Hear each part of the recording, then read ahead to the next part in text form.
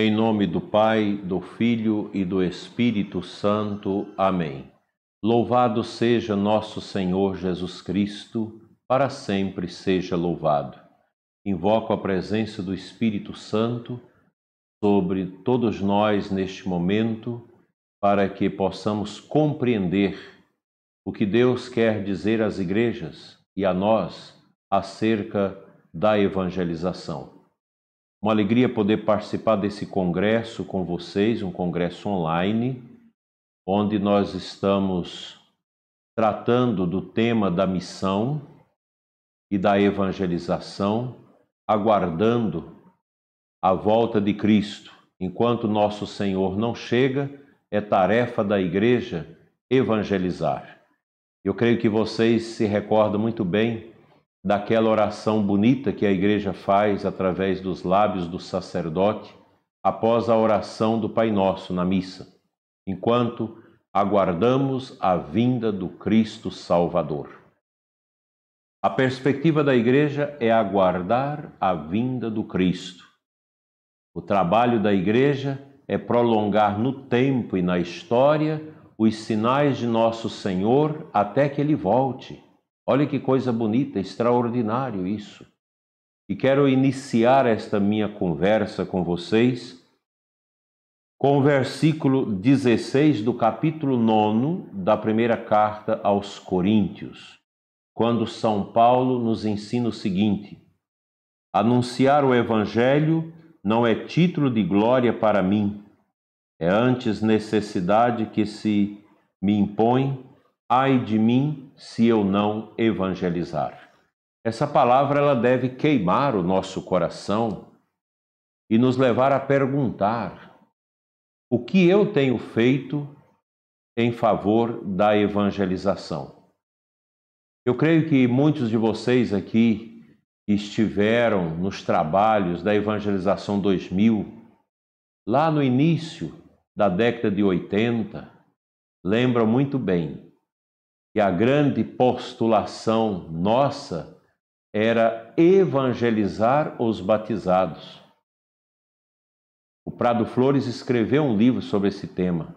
A gente tinha aquele afã de evangelizar as pessoas que tinham sido batizadas e que estavam fora da igreja.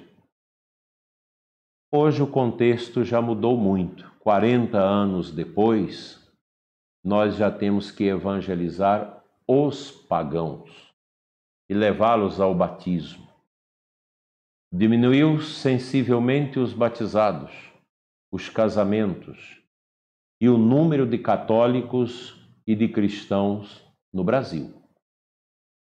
A tarefa nossa agora é ir a campo, criar metodologia, estratégia, intercessão em favor de uma evangelização eficaz, capaz de tocar o coração dos pagãos, das pessoas que não são batizadas, que não têm Deus no coração, e também daquelas que batizadas estão longe de Deus, para que façam a experiência de Jesus ressuscitado. Recordemos a atitude de Maria Madalena, que ao chegar primeiro ao sepulcro de Jesus, o encontra vazio.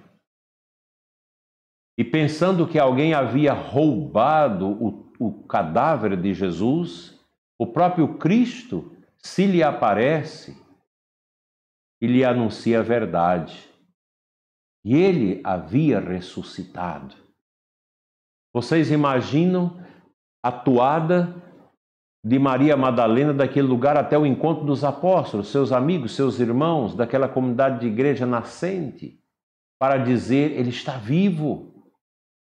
Alguns não quiseram acreditar, mas muitos tomaram posse daquela grande verdade: ele está vivo. A evangelização é o trabalho de anunciar esse conteúdo que Maria Madalena anunciou aos apóstolos. O conteúdo do querigma, que o apóstolo Paulo tantas vezes a ele mencionou nas suas cartas. Anunciar, pregar Jesus vivo e ressuscitado. Quando São Paulo VI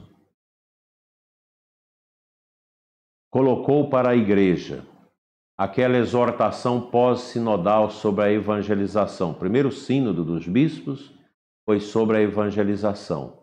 Um documento fantástico, até hoje continua sendo uma referência.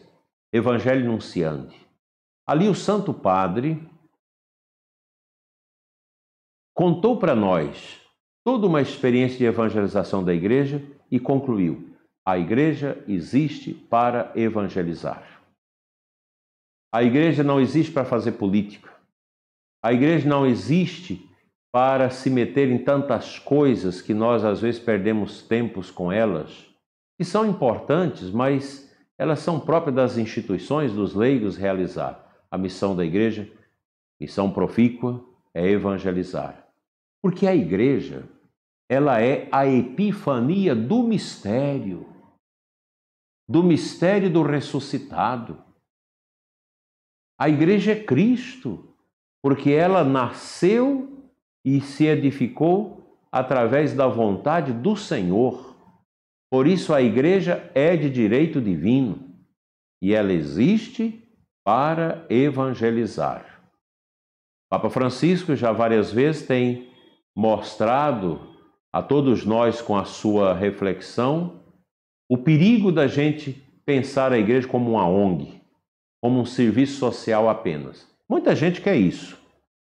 Nós temos muita gente dentro da Igreja que já não crê no mistério, não são capazes de ver a Igreja como a estampa do mistério, como ícone do mistério da ressurreição, porque já perderam a noção da transcendência e querem uma Igreja cuidando de aspectos meramente culturais e sociais. Esses aspectos são importantes? São. A Igreja sempre esteve à frente também desses postulados, mas como decorrência da sua missão evangelizadora. Cada paróquia, cada comunidade deve ser um ícone da evangelização, da ação missionária da Igreja, que nós precisamos abraçar com todo o ímpeto, com toda a força e entusiasmo do nosso coração. Nós recordamos Madre Teresa certa vez que alguém lhe perguntou: Madre, o que é evangelizar? E ela disse para a repórter: evangelizar é ter Jesus no coração e levá-lo aos outros. Pensa que definição mais bela, mais profunda que esta santa deu àquela repórter. A Igreja existe para evangelizar. A Igreja é o corpo místico de Cristo, no qual eu e você estamos enxertados como galhos da videira através do nosso batismo. Daí que as pessoas batizadas, elas devem viver o seu batismo nesta tarefa missionária e evangelizadora da Igreja. Não podemos fugir a isso. Há muita gente acomodada na Igreja. São João Paulo II, quando esteve no Haiti, em 1983, ele plasmou esta concepção da nova evangelização. Foi a primeira vez que nós ouvimos esse termo, nova evangelização. O Papa não estava propondo uma renovação do conteúdo da evangelização, uma mudança da evangelização. Não. Ele apresentava o mesmo conteúdo da evangelização, que é o querigma, que é Cristo vivo e ressuscitado, mas ele cunhou aquele dizer tão bonito: nova nos seus métodos, nova na sua expressão e nova no seu vigor, na sua dinâmica. A nova evangelização não é o anúncio de um novo Cristo, de um novo querigma. Não, é da mesma coisa, porque Cristo mesmo se define nas palavras do apóstolo Paulo, na carta aos Hebreus 13:1. Cristo é o mesmo, ontem, hoje e sempre. O mesmo Jesus que andou na Galileia, na Samaria. O mesmo Cristo que nasceu pobre em Belém. O mesmo Cristo da cruz e da ressurreição, que fazia milagres, que fez milagres, continua a fazê-lo. É o mesmo Jesus que nós amamos e que deve afervorar o nosso coração em piedade e amor e em desejo de levá-lo aos outros. A evangelização, ela nasce, ela cresce, ela robustece nos corações fervorosos que experimentam o poder transformador de Cristo, quebrando toda a cerviz do nosso pecado, nos levando ao arrependimento e à experiência profunda do seu amor por nós. Esta experiência que nós estamos fazendo agora neste congresso, ela nos ajuda a sermos evangelizadores e missionários permanentes. Nós não somos agentes deste anúncio de modo temporário, mas perpétuo, sempre, enquanto nós estivermos respirando neste mundo, nós temos a obrigação com o empenho evangelizador e missionário. Se chega a um ponto que nós não temos mais vigor físico, é hora da gente interceder. Interceder por aqueles que vivem a evangelização, a nova evangelização. Nova nos seus métodos, nova na sua expressão, nova no seu vigor, no seu empenho. Eu quero hoje perguntar a você, como que está a evangelização e a missão na sua comunidade? Seja na sua pequena comunidade rural, na sua comunidade de bairro, na sua paróquia, na sua sede paroquial, seja lá na favela, na fazenda, na cidade, no condomínio. Como que está? A que ponto andas e se encontra a evangelização e a missão na sua paróquia? Esse é um questionamento que deve afervorar o nosso coração numa avaliação. Os sacerdotes precisam avaliar. Nós não podemos ser acomodados. Não podemos ficar esperando que as pessoas venham à igreja. Nós precisamos ir ao encontro das pessoas.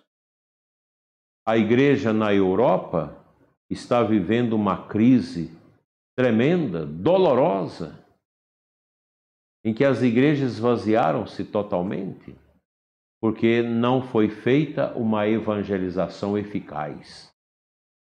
Se acomodaram esperando as pessoas virem à missa. Enquanto isso, os inimigos da fé, aqueles que estão nas sombras, que são perigosos, prorromperam de seus túmulos, os túmulos da história com as suas ideologias, e produziram uma revolução cultural gramsciana, marxista, dentro das escolas, dentro da cultura e, por que não dizer, também dentro da igreja. Eles alcançam a igreja. O método que João Paulo II fala da nova evangelização não é usar a análise marxista dos contextos a serem evangelizados. Não é ficar com essa bobagem ideológica de querer atiçar uma missão, uma evangelização em moldes sociológicos e humanos. Isso é pelagianismo, isso é heresia, não funciona. O documento de Aparecida, nós tivemos a nossa conferência de Aparecida, Conferência do Episcopado Latino-Americano, de 13 a 31 de maio de 2007. Papa Bento esteve em Aparecida, nesta conferência. O seu discurso, na abertura desse documento, é um discurso maravilhoso, extraordinário, com palavras mordazes acerca da evangelização e da pastoral. E no documento de Aparecida, aqui no número 365, os bispos trataram de um assunto importante: conversão pastoral e renovação missionária das comunidades. E no documento foi cunhada a expressão que nós precisamos ter muito presente e combater, que é a necessidade de vencer uma pastoral derrancada, uma pastoral morta, uma pastoral que não tem mais ressonância, uma evangelização que está dentro do armário, mofada, e que não é capaz de atingir a ninguém. Por isso fala-se da renovação, da conversão pastoral. É uma necessidade que nós temos. Nós não podemos ficar à mercê de uma atividade que não rende, que não traz as pessoas para o redil de Cristo. A gente precisa ir atrás, superar esta pastoral morta, esta evangelização também que está morta, e transformar tudo isso numa conversão de dinâmica da nova evangelização. Nós vivemos esse tempo ainda de pandemia, mas é hora de recomeçar. É hora de irmos adiante nesta conversão dos nossos trabalhos a uma dinâmica mais proeminente. Para isso é preciso abrir-se ao Espírito Santo. Não tem como não abrir ao Espírito Santo para realizar esse novo contexto da evangelização e da missão que a Igreja exige de nós. Conversão mesmo das nossas estruturas de evangelização, de pastoral, num afã do Espírito, que quer nos conduzir nesta bonita missão de levar Jesus ao coração das pessoas. Nós corremos o risco de nos acomodar naquilo que não funciona mais. Veja na sua paróquia se isso não está acontecendo. O padre, os conselhos, as lideranças, contentes com aquilo que existe, mas não vai atrás de mais ninguém. Não se organiza uma pastoral com os doentes, não se preocupa em realizar uma missão nos bairros, nas favelas, de ir ao encontro das pessoas, de alcançar as escolas, de alcançar os nossos jovens, que nós estamos perdendo a nossa juventude e os nossos adolescentes para esse contexto da revolução cultural gramsciana. Isso está muito vivo, muito presente nas escolas, nas universidades. Às vezes nós catequizamos bem nossas crianças, nós temos os jovens bonitos ali no grupo de jovens que evangeliza, que faz distribuição de cesta para os pobres, os jovens estão engajados na liturgia, mas basta que eles ingressem numa universidade, que eles voltam para casa sem fé, sem amor, sem vivência, vão ficando desnutridos espiritualmente, porque não foi dada a eles uma evangelização e uma catequese mais profunda, mais substanciosa, para que eles pudessem enfrentar esse mundo tenebroso do paganismo que nós estamos vivendo, não só aqui no Brasil, mas fora do Brasil. Todo esse contexto de uma revolução cultural que estraga a família, que quer impor aquilo que o Concílio Vaticano II já discutiu através dos padres sinodais: a secularização. Uma vida, uma história, os nossos trabalhos, uma educação, administração pública, independente de Deus. A secularização, o mal do século que os padres sinodais do Vaticano II atinou-se para ela, é esse movimento subliminar, sorrateiro, nos subterrâneos da nossa sociedade, dos nossos agentes de pensamento e de cultura, através da música, através até da igreja. A igreja também vai sendo contaminada com essa mentalidade, e a gente começa a pensar que a vida sem Deus é melhor. Isso é o secularismo. Está aí no mundo. E esta propaganda, ela entra no ouvido dos nossos jovens, dos nossos adolescentes, também das pessoas adultas, como um sopro do demônio, dizendo: para que você ser escravo dele? Para que serve você ir à igreja? Vocês viram agora na pandemia, quando teve lockdown, todo mundo ficou em casa, ninguém foi à missa e a vida continuou do mesmo jeito? Nós não precisamos de missa, nós não precisamos de oração. A gente precisa curtir a vida, experimentar a vida, viver os sentidos. É essa a grande perspectiva que o secularismo faz as pessoas acolher.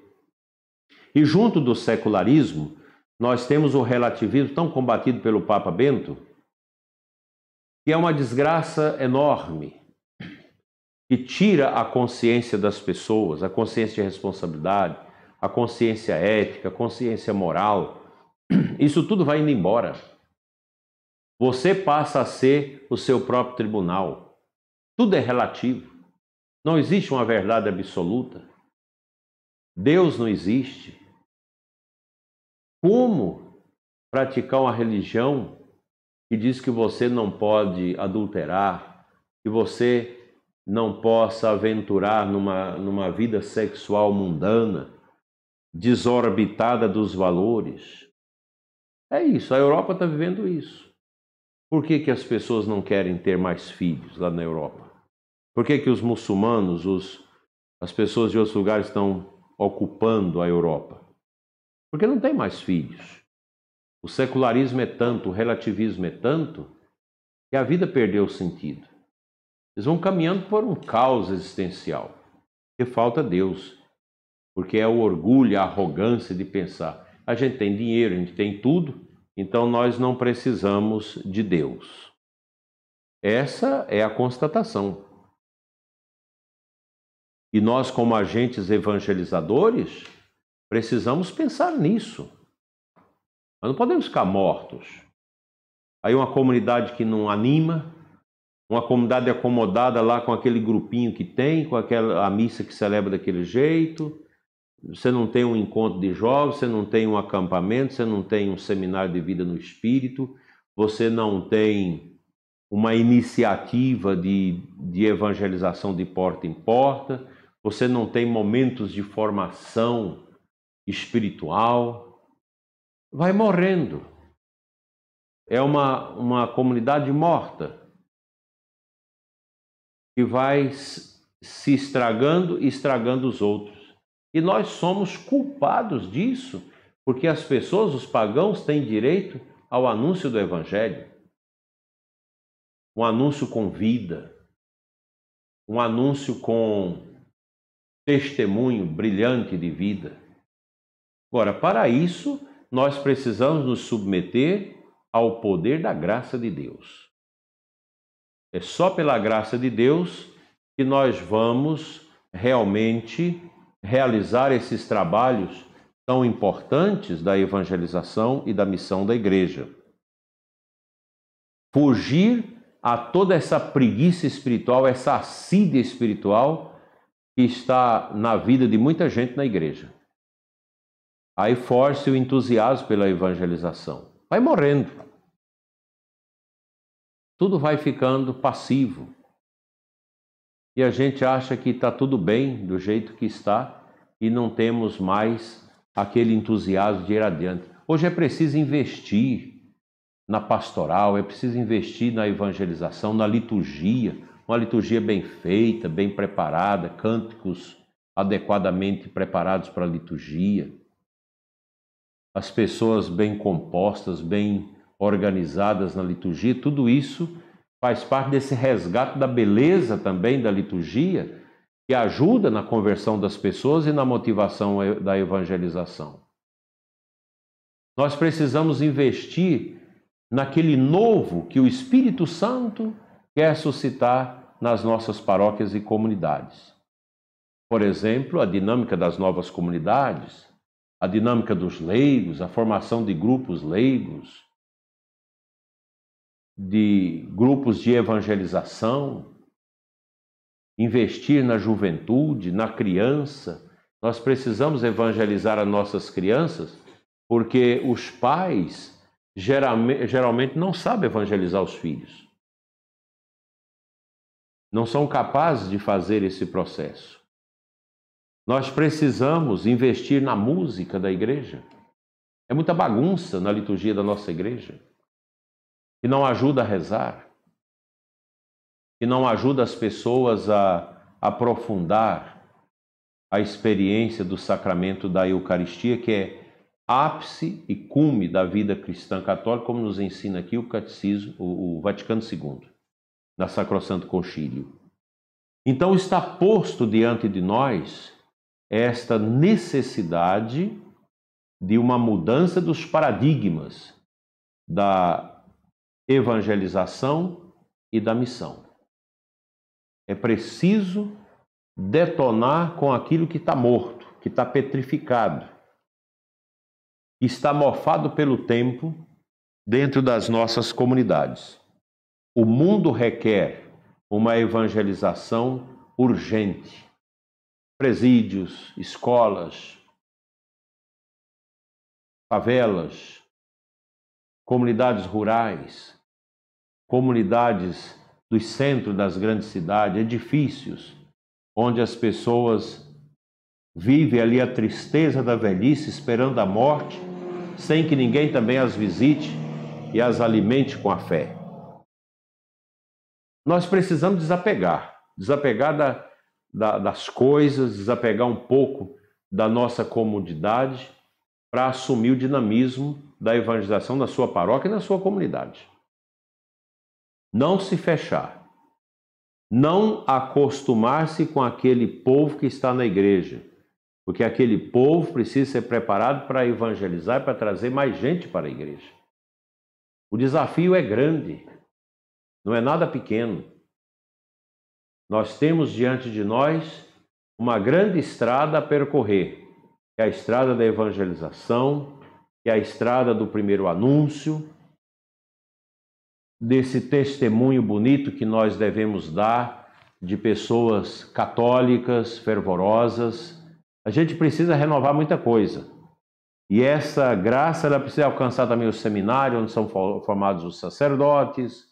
Os padres precisam realmente ter esse empenho missionário. A gente tem uma leva muito grande de sacerdotes dispostos, que estão aí evangelizando, dando a cara a tapa, mas estão aí na coragem da evangelização. Formar evangelizadores. É muito triste quando você sabe, nessa paróquia tinha um grupo de 40 evangelizadores. Eles se encontravam para rezar, se encontravam para estudar, e uma vez por mês ia para os bairros evangelizar de casa em casa, rezando com as pessoas, levando as pessoas a Deus. E agora chega um outro padre que não gosta disso, e aí mata a iniciativa da evangelização. Isso é um pecado. É uma tristeza muito grande. Portanto, minha gente, a alegria de poder participar com vocês desse congresso. Eu sei que aqui a minha voz ela é muito pequena. Ela é uma voz no deserto, ela não tem tanta importância em relação a outros que vão com muita competência, sabedoria e perícia dar a vocês elementos e subsídios importantíssimos para a compreensão desta nova evangelização urgente que se impõe agora à nossa igreja, para não ficarmos nessa pastoral de manutenção, mantendo aquilo que já mofou, que já derrancou, que já venceu. A gente precisa romper com isso. E o tempo é agora, não é amanhã, é agora. É agora que nós devemos romper com essas realidades e irmos adiante. Não esmorecer, não fugir da igreja, mas ajudar a tentar tirar a igreja, a sua comunidade, a sua paróquia do marasmo, para uma vida autêntica na evangelização e também no caminho da missão. Que Deus nos abençoe. Eu termino com uma frase aqui do Catecismo da Igreja, essa riqueza que nós temos, que fala exatamente desse caminho da missão e da evangelização.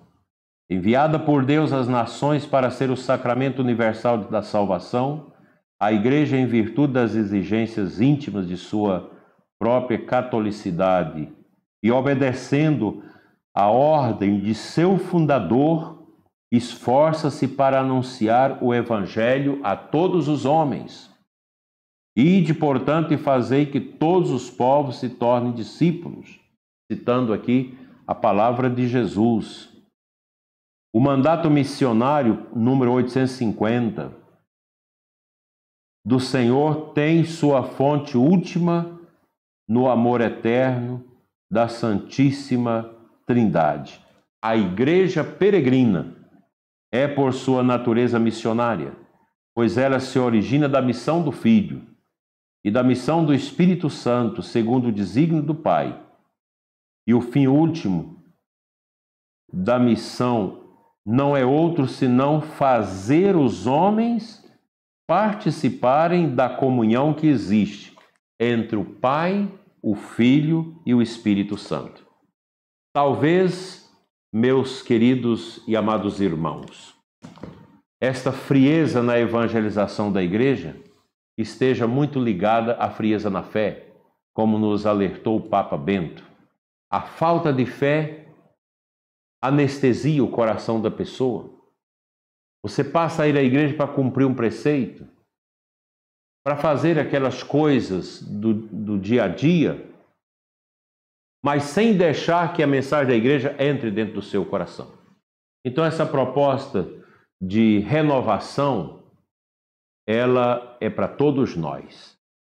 Não vamos manter aquilo que não dá certo. Não vamos manter o marasmo. Vamos manter aquilo que é abertura do Espírito para um anúncio da novidade do Espírito que nunca morre. Que Deus abençoe a todos, que nós tenhamos um bom congresso, que a Santíssima Virgem Maria, a Senhora Aparecida, Rainha e Padroeira do Brasil, abençoe a todos vocês, os organizadores desse congresso e todos os seus participantes. Em nome do Pai, do Filho e do Espírito Santo. Amém. Que a glória de Deus brilhe no coração de todos e que todos tenham um abençoado Natal e um abençoado Ano Novo. E vamos começar esse Ano Novo com propósitos seguros de que estamos no caminho certo, fazendo a vontade do Senhor, anunciando o seu nome e realizando a missão do seu amor. Assim seja. Amém.